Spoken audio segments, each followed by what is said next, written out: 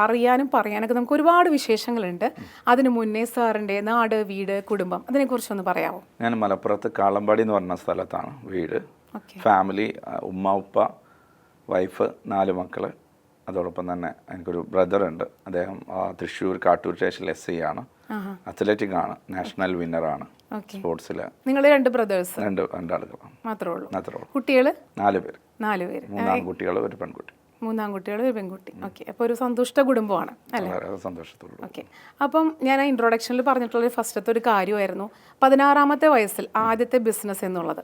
അപ്പോൾ എന്തായിരുന്നു ആ ബിസിനസ്? അതിനുള്ള മൂലധനമൊക്കെ എവിടെ നിന്ന് കിട്ടി? അതൊക്കെ ഒന്ന് പറയാം. ബിസിനസ് എന്ന് പറയുന്നത് ചെറുപ്പത്തിലെ വലിയ ആഗ്രഹമായിരുന്നു, ഒരു ബിസിനസ്സുകാരനാവണം എന്നുള്ള. ബിസിനസ് ചെയ്യുന്നതൊക്കെ നോക്കി കാണാറുണ്ടായിരുന്നു. അപ്പോൾ ചെറുപ്പത്തിൽ തന്നെ ഒരു ബിസിനസ് സംരംഭം തുടങ്ങുന്നതിനെ കുറിച്ച് ആലോചിച്ചപ്പോൾ ക്യാപിറ്റൽ വേണമെന്നോ അല്ലെങ്കിൽ അതിനൊരു ക്യാഷ് വേണമെന്നുള്ള അതിനെക്കുറിച്ചൊന്നും ഐഡിയ ഇല്ലായിരുന്നു. അപ്പോൾ ആദ്യത്തെ ഒരു സംരംഭം എന്ന് പറയുന്നത് ഞാൻ പഠിക്കുന്ന സമയത്ത് തന്നെ പഠിപ്പിച്ച അധ്യാപകനുമായിട്ട് അസോസിയേറ്റ് ചെയ്തിട്ട് ഒരു ട്രാവൽ ഏജൻസിയാണ് തുടങ്ങിയത്. കാരണം പഠിക്കുന്ന സമയത്ത് തന്നെ ബിസിനസ് ആശയങ്ങളെ കുറിച്ച് ഞാൻ സംസാരിക്കുമായിരുന്നു. മലപ്പുറത്ത് തന്നെയായിരുന്നു. ബക്ക ട്രാവൽസ് എന്ന് പറയുന്ന ട്രാവൽ ഏജൻസിയാണ് തുടങ്ങിയത്. ഒരു ഏജൻസി ആയതുകൊണ്ടും അതുപോലെ സർവീസ് ആയതുകൊണ്ടും കൂടുതൽ ക്യാപിറ്റലിൻ്റെ ആവശ്യമില്ലായിരുന്നു. പക്ഷേ ചെറിയൊരു ഓഫീസും കുറച്ച് കാര്യങ്ങളൊക്കെ ആവശ്യമുണ്ടായിരുന്നു. പക്ഷേ അതൊക്കെ വീട്ടിൽ നിന്നുള്ള ഫർണിച്ചറൊക്കെ കൊണ്ടുപോയിട്ട് ചെറിയൊരു ഓഫീസ് തുടങ്ങി. കയ്യിലുണ്ടായിരുന്ന ചെറിയൊരു പണം കൊണ്ട് തന്നെ അതിനൊക്കെ ആവശ്യമായ ബ്രോഷർ, വിസിറ്റിംഗ് കാർഡൊക്കെ അടിച്ചിട്ട് മാർക്കറ്റിലേക്ക് ഇറങ്ങി. അങ്ങനെ ആദ്യത്തെ കുറച്ച് ആളുകളെ പിടിച്ച് പാക്കേജുകൾ ക്രിയേറ്റ് ചെയ്തു. അതിൽ ഫസ്റ്റ് ബിസിനസ് ആണെങ്കിലും പക്ക പ്രൊഫഷണൽ ആയിട്ട് തന്നെ ചെയ്തിട്ടുണ്ടായിരുന്നു. തുടക്കം തന്നെ ഒരു ഓഫീസും കാര്യങ്ങളൊക്കെ ചെയ്തു. അന്നത്തെ രീതിയിൽ അറിവ് വെച്ചിട്ട് ചെയ്തിട്ടുണ്ടായിരുന്നു. പക്ഷേ ആ ഒരു സംരംഭം ഏറ്റവും നല്ല രീതിയിൽ പരാജയപ്പെട്ടു എന്നുള്ളതാണ്. അപ്പോൾ തുടക്കത്തിൽ അറിയാത്തൊരു കാര്യത്തിലേക്ക് പക്ഷേ അത് ആ പരാജയമാണ്. നമ്മളെ പരാജയങ്ങളാണല്ലോ നമുക്ക് നല്ല തീരുമാനങ്ങൾ എടുക്കാനുള്ള വഴികൾ പറഞ്ഞു തരുന്നത്. നമ്മുടെ ബാഡ് ഡിസിഷൻസ് ആണ് നമ്മളെ ബെസ്റ്റ് ഡിസിഷൻസിലേക്ക് നമ്മളെ ലീഡ് ചെയ്യുന്നതാണ്. അപ്പോൾ ബാഡ് എക്സ്പീരിയൻസ് ആണ് ബെസ്റ്റ് ഡിസിഷൻ എടുക്കുന്നത്. അപ്പോൾ ആ ബാഡ് എക്സ്പീരിയൻസ് ഞാൻ എപ്പോഴും നല്ല പരാജയം എന്നാണ് പറയാറ്. പരാജയങ്ങൾ it is not failure, it is the learning. അപ്പോൾ ഒരു പഠനമാണല്ലോ. പരാജയങ്ങൾ പലപ്പോഴും പരീക്ഷണത്തിലേക്ക് എത്തിക്കുന്നു. അതൊക്കെ തന്നെയാണ് ആ ഫെയിലിയറിന് കിട്ടിയത് 2 കാര്യങ്ങളാണ്. ഒന്ന്, എന്താണ് റോങ്, എന്താണ് റൈറ്റ് എന്ന് മനസ്സിലാക്കാൻ പറ്റി. അതോടൊപ്പം തന്നെ മുന്നിലേക്ക് പോകാനുള്ള വലിയ ശക്തമായിട്ടുള്ള ഒരു മനസ്സ് കിട്ടി എന്നുള്ളതാണ്. അപ്പോൾ ആ തുടക്കത്തിൽ പഠിച്ച പാഠങ്ങളിൽ നിന്നാണ് അടുത്തൊരു തലത്തിലേക്ക് അതിനെങ്ങനെ പ്രൊഫഷണൽ ലെവലിൽ കൊണ്ടുപോകാൻ കഴിയുമെന്ന്. അപ്പോൾ അതിൻ്റെ ഭാഗമായിട്ട് ഒരുപാട് കാര്യങ്ങൾ ചെയ്തു. അതിലൊരുപാട് പരാജയം ഉണ്ടായിരുന്നു. പക്ഷേ ഒരു 4 ഇയേഴ്സ് കൊണ്ട് ഏറ്റവും നല്ല രീതിയിൽ സക്സസ്ഫുൾ ആയിട്ട് കേരളത്തിൽ ഏറ്റവും കൂടുതൽ ഹജ്ജ് ഉംറ സർവീസ് ആയിരുന്നു നമ്മൾ ചെയ്തിട്ടുണ്ടായിരുന്നു. അപ്പോൾ അതിൽ ഏറ്റവും നല്ല ലീഡ് ചെയ്യുന്ന ഒരു സ്ഥാപനമാക്കി മാറ്റിയെടുക്കാൻ സാധിച്ചു എന്നുള്ളതാണ്. അത് ഏത് വർഷത്തിലായിരുന്നു?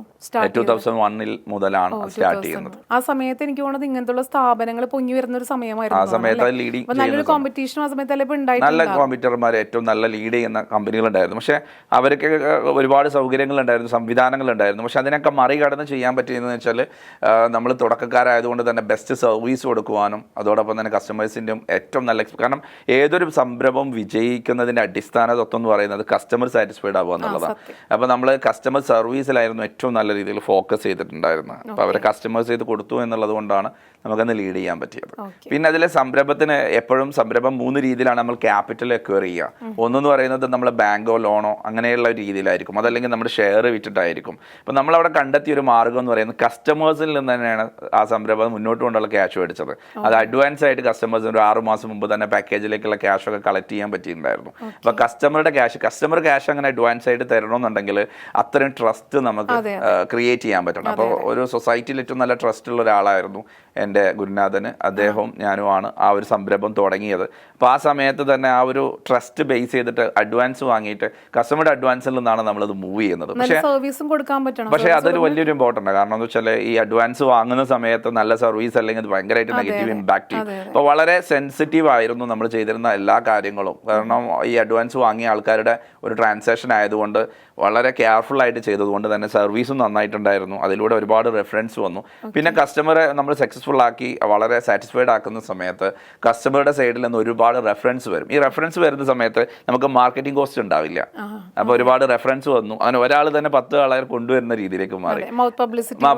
അതാണല്ലോ ഏറ്റവും ലോ കോസ്റ്റ് മാർക്കറ്റിംഗ് എന്ന് പറയുന്നത്. അപ്പോൾ ആ റെഫറൻസിലൂടെ വലിയ രീതിയിൽ ഇത് വൈഡായി. അങ്ങനെയാണ് അത് സക്സസ്ഫുൾ ആക്കി എടുക്കാൻ പറ്റിയത് കുറഞ്ഞ പ്രായത്തിൽ. ഇപ്പം ഇത്രയും പറഞ്ഞപ്പോൾ എനിക്കൊരു കൗതുകം കൊണ്ട് ഞാൻ ചോദിക്കുകയാണ്, നമ്മുടെ കുടുംബത്തിൽ ആരെങ്കിലും ഇങ്ങനെ ബിസിനസ് ചെയ്തിട്ടുള്ള ആ ഒരു അനുഭവം ഉണ്ടായിരുന്നോ? ഇല്ല, എൻ്റെ കുടുംബത്തിൽ എൻ്റെ ഉപ്പായുടെ ജ്യേഷ്ഠന് ചെറിയൊരു സ്റ്റേഷനറി കട നടക്കുന്നുണ്ടായിരുന്നു. അപ്പോൾ ചെറിയ കുട്ടിയാവുന്ന സമയത്തൊക്കെ കടയിൽ ഇടക്ക് കൊണ്ടുപോകായിരുന്നു. അപ്പോൾ ഞാൻ വളരെ ക്യൂരിയോസിറ്റിയോട് കൂടെ ചെറിയ കുട്ടിയാകുന്ന സമയത്ത് ആ കച്ചവടമൊക്കെ വാച്ച് ചെയ്യുമായിരുന്നു. അദ്ദേഹം എങ്ങനെയാണ് കസ്റ്റമറോട് ബിഹേവ് ചെയ്യുന്നത്, എങ്ങനെയാണ് പ്രൊഡക്ട്സുകളൊക്കെ ഇൻവെന്ററി ഒക്കെ മാനേജ് ചെയ്യുന്നത്. അങ്ങനെ ഒരു കസ്റ്റമർ വന്നിട്ട് ഒരു സാധനം ചോദിക്കുന്നത്, ഒരു എക്സാമ്പിൾ പറയുകയാണെങ്കിൽ നമ്മൾ സാധാരണ കാണുന്ന ഒരു കാര്യമാണ്, ഒരു കടയിൽ പോയിട്ട് നമ്മളൊരു സാധനം ചോദിക്കുമ്പോൾ ഇല്ല എന്ന് പറയുന്ന സെയിൽസ്മാൻമാരെ കാണാറുണ്ട്. പക്ഷെ എൻ്റെ മുത്തപ്പ, എൻ്റെ ഉപ്പാൻ്റെ ജ്യേഷ്ഠന് അദ്ദേഹം ഇപ്പം തീർന്നിട്ടുള്ളൂ എന്ന് പറയും. അപ്പം അതുകൊണ്ട് കസ്റ്റമർ ചിന്തിക്കുന്നത് ചില സാധനം അവിടെ ഉണ്ട്, അപ്പൊ ജസ്റ്റ് തീർന്നു പോയതാണ്. അപ്പൊ കസ്റ്റമർ നഷ്ടപ്പെടാതെ അയാളെ കെയർ ചെയ്യുന്നത് കസ്റ്റമർ അപ്പൊ വീണ്ടും വരും. അല്ലെങ്കിൽ കസ്റ്റമർ അവിടെ സാധനം ഇല്ല എന്ന് പറഞ്ഞ് ലൈഫ് ലോങ്ങിലേക്ക് കസ്റ്റമർ നഷ്ടപ്പെടും. അപ്പൊ ഒരു കസ്റ്റമറെ അങ്ങനെയൊക്കെ കീപ്പ് ചെയ്യുന്ന അത്രയും സ്ട്രാറ്റജി, കാരണം ആ സാധനം അവിടെ ഇല്ല, പക്ഷെ അത് ജസ്റ്റ് തീർന്നിട്ടുള്ളൂ എന്ന് പറയുന്ന ഇതുപോലുള്ള ഒരുപാട് കാര്യങ്ങൾ അദ്ദേഹത്തിന് നിങ്ങൾക്ക് പഠിക്കാൻ പറ്റിയിട്ടുണ്ട്. സാർ ട്രാവൽസ് തുടങ്ങി, അത് പറഞ്ഞു വളരെ മനോഹരമായ പരാജയമായിരുന്നു എന്ന് പറഞ്ഞു. അപ്പൊ അത് കഴിഞ്ഞിട്ട് പിന്നെ എന്തിലേക്കാണ് സാർ പോയത്? ഞാൻ എൻ്റെ ഒരു ഡ്രീം പ്രോജക്റ്റ് ഉണ്ടായിരുന്നു. എനിക്ക് ഇന്റർനാഷണൽ ലെവലിൽ ഒരു ബിസിനസ് ചെയ്യണമെന്ന് ആഗ്രഹം ഉണ്ടായിരുന്നു. ആ സമയത്ത് തന്നെ ഉണ്ടായിരുന്നത്. മറ്റേത് ട്രാവൽ ഏജൻസിയിലേക്ക് വരുന്നത് ഇൻസിഡന്റലി വന്നതാണ്.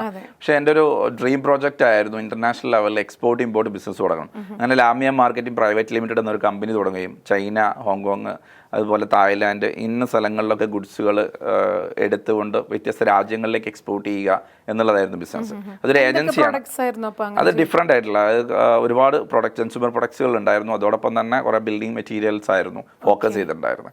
അപ്പോൾ അതിൽ ഏറ്റവും ജനറൽ ആയിട്ട് സർവീസ് കൊടുത്തിരുന്നത് മറ്റുള്ള ആളുകൾക്ക്, അതായത് ചൈനയിലൊക്കെ പോയിട്ട് പർച്ചേസ് ചെയ്യാൻ താല്പര്യമുള്ള ആളുകൾക്ക് അവിടെ പോയിട്ട് പർച്ചേസ് ചെയ്യാൻ സഹായിക്കുക എന്നുള്ളത്. എൻ്റെ 22ാമത്തെ വയസ്സിൽ ഞാൻ ലാമിയ മാർക്കറ്റിംഗ് പ്രൈവറ്റ് ലിമിറ്റഡ് എന്ന കമ്പനി ഫോം ചെയ്യുകയും ആ കമ്പനിയിൽ ഒരുപാട് ആളുകളെ ചൈനയിലേക്കും അതുപോലെ തായ്ലാൻഡിലേക്കും കൊണ്ടുപോയി പർച്ചേസ് ചെയ്ത് അവരുടെ സാധനങ്ങൾ ഷിപ്പ് ചെയ്ത് കൊച്ചിയിൽ വന്നിട്ട് ഡെലിവർ ചെയ്ത് കൊടുക്കുന്ന ഒരു സർവീസ് ആയിരുന്നു ചെയ്തിരുന്നത്. അത് ഏറ്റവും നല്ല രീതിയിൽ നമുക്ക് ആ കാലത്ത് ചെയ്യാൻ പറ്റിയിട്ടുണ്ടായിരുന്നു. പിന്നെ അതിനുശേഷം എന്തായിരുന്നു അടുത്തൊരു ബിസിനസ്? അതിനുശേഷം പിന്നെ ഞാൻ എന്നായിട്ട് ഒരു ബിൽഡിംഗ് മെറ്റീരിയൽ ബ്രാൻഡ് ചെയ്തെടുത്തു, വിൻറ്റേജ് എന്നുള്ളൊരു ബ്രാൻഡ്.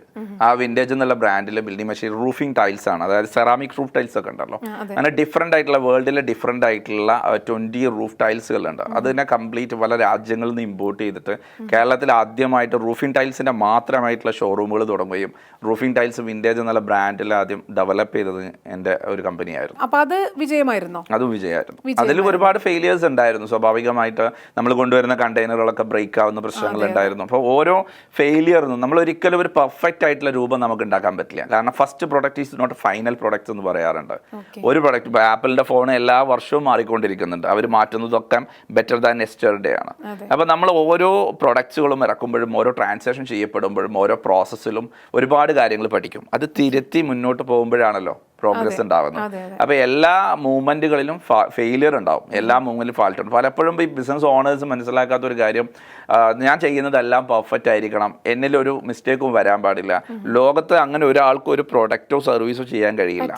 ഇത്രയേ പറ്റുള്ളൂ. ആ മിസ്റ്റേക്കിനെ തിരുത്തിക്കൊണ്ട് അടുത്ത സർവീസിനെ ബെറ്റർ ആക്കുക എന്നുള്ളതാണ്. അത് പ്രൊഡക്റ്റ് ബേസ് ആവട്ടെ, സർവീസ് ബേസ്. അപ്പോൾ എനിക്ക് അറിയാം ഞാൻ ചെയ്യുന്നതിൽ എന്തായാലും 80-20 ഉണ്ടാവുള്ളൂ, 20% മിസ്റ്റേക്ക് ആയിരിക്കും. അപ്പോൾ ആ മിസ്റ്റേക്കിനെ ഐഡന്റിഫൈ ചെയ്യുകയും അടുത്തൊരു ട്രാൻസാക്ഷനിൽ അത് തിരുത്താൻ, അത് ഫോർ എക്സാമ്പിൾ പറയുകയാണെങ്കിൽ നമ്മൾ ആദ്യം ഒരു ബാൻഡ് കെട്ടിയിട്ടായിരുന്നു നമ്മൾ റൂഫ് ടൈൽസ് ഒക്കെ കൊണ്ടുവന്നിരുന്നത്. അപ്പോൾ അതിൻ്റെ പല സൈഡും ബ്രേക്ക് ആയിട്ടുണ്ടായിരുന്നു. പിന്നെ അതിൻ്റെ ബോക്സ് 4 ഭാഗത്ത് ബോക്സ് കൊണ്ടുവരാൻ പറ്റും. ആ സമയത്ത് റിയലൈസ് ചെയ്ത് ബോക്സ് കൊണ്ടുവരുന്ന സമയത്ത് കവർഡ് ആയതുകൊണ്ട് അതിൻ്റെ ഉള്ളിൽ കസ്റ്റമേഴ്സിന് റിയലൈസ് ചെയ്യാൻ പറ്റില്ല. അപ്പോൾ കോർണർ മാത്രം പ്രൊട്ടക്ട് ചെയ്തു. ഇങ്ങനെ ഓരോ സമയങ്ങളിൽ പാക്കിങ്ങിലാവട്ടെ, അതിൻ്റെ സൈസിലാവട്ടെ, അതിൻ്റെ മെറ്റീരിയലാവട്ടെ ഒക്കെ മാറ്റങ്ങൾ വരുത്തുക എന്നുള്ളതാണ്. അപ്പോൾ എപ്പോഴും നമ്മളൊരു വർക്ക് ഇൻ പ്രോഗ്രസിൻ്റെ ബോർഡ് നമ്മുടെ സ്ഥാപനത്തിന് മുന്നിൽ ഉണ്ടാവണം എന്നുള്ളതാണ്. അങ്ങനെ ആവുമ്പോൾ നമുക്ക് തിരുത്താനും മാറ്റാനും വിജയിക്കാനൊക്കെ വളരെ ഈസിയാണെന്നുള്ളതാണ് എനിക്ക് മനസ്സിലായത്.